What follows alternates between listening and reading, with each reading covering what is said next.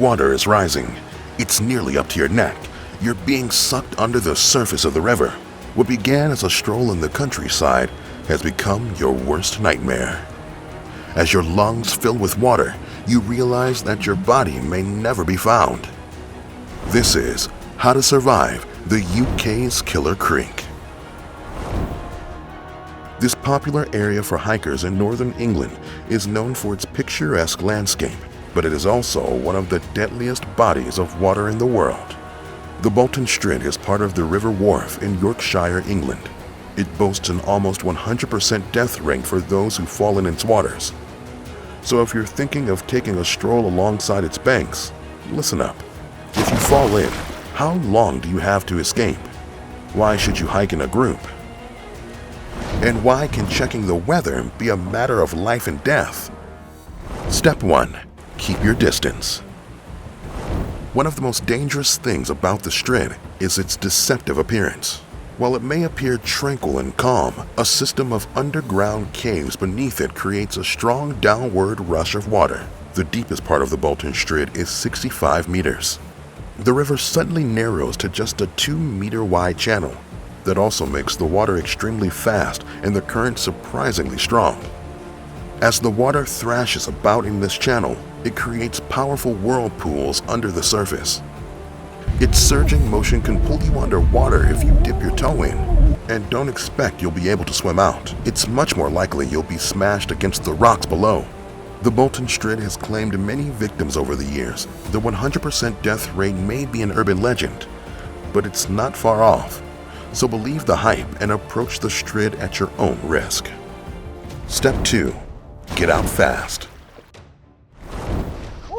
If you end up in the Bolton Strid, a quick exit may be your only hope of surviving.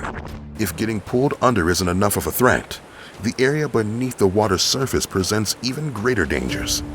The fast-moving water has eroded the ground under the banks, making the land beside the river very unstable. The eroded riverbanks have overhangs with empty spaces below. You could get trapped beneath them if you're pulled underwater. The Strid's water also moves vigorously from side to side, making swimming back to the surface even more difficult. In short, once you're in the water, you only have a few seconds to escape before you're doomed to die. Step 3. Wear a life jacket. It may seem overly cautious to wear a life jacket on a hike, but it could be crucial to surviving. Stories about the river's victims show that staying above water is essential if you want to make it out alive. 8-year-old Aaron Page and his older brother Josh were playing and fell in. While Josh pulled himself out, Aaron couldn't. Someone passing by saw Aaron and grabbed his arm, but wasn't able to pull the boy out of the water. Aaron drowned. If you set out to explore around the Bolton Strid, a life jacket could give you the extra buoyancy you'd need to get out. Carrying a rope, pole, or tree branch could help others pull you out before the river's suction drags you underwater.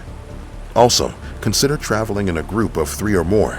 One person may not be able to pull you out, but a few working together could. Step 4. Check the weather. While the Bolton Strid can be deadly on any day, some weather conditions make it extra hazardous. Make sure you go on a hot day, when the water will be warmer and you'll be less vulnerable to cold water shock. Also, rain could kill you. Because the Strid is so narrow, heavy rains can make it flood with startling speed. In 1988, Lynn and Barry Collette drowned in the River Wharfe due to a flash flood.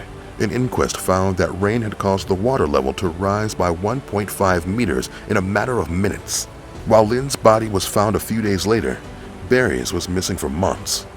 Knowing about the Bolton Strid's deadly nature makes you much less likely to become its next victim.